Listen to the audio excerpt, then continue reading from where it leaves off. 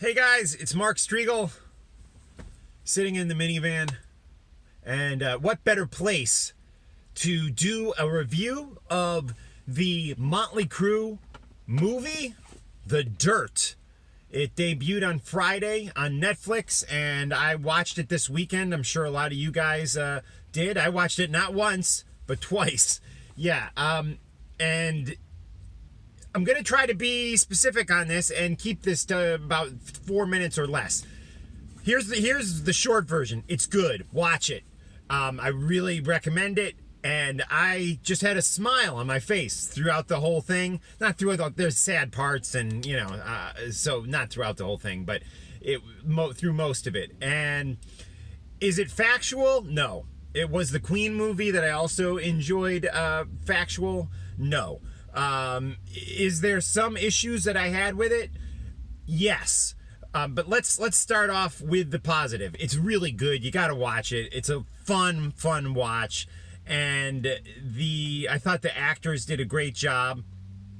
And it is just something that's very important because it's keeping this great music alive. And every time one of the songs come on the movie, I just, oh God, I love Motley Crue songs. Motley Crue is my first concert back at the Aragon Ballroom, May 4th, 1984, I want to say.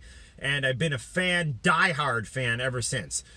I'm going to give this 8 out of 10 stars or points or whatever. 8 out of 10.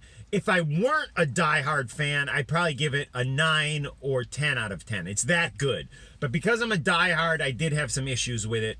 And but I almost think it's, Mick Mars said, I hope the fans like it, or he said, I think the fans will like it, and I think he's right.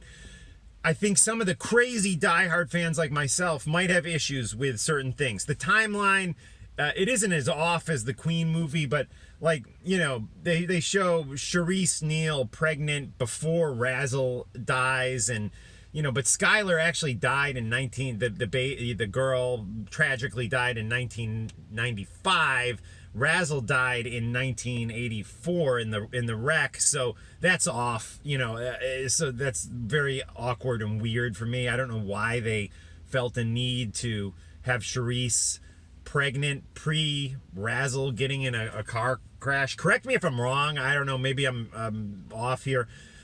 If you're a casual fan, watch this. Even if you're not a Motley Crue fan, I suggest you watch this because you get exposure to the basic story. It's a very fun watch, and you get exposure to their great music. This is keeping their music alive. If it turns on new, younger viewers to the Motley Crue music, it is a good thing.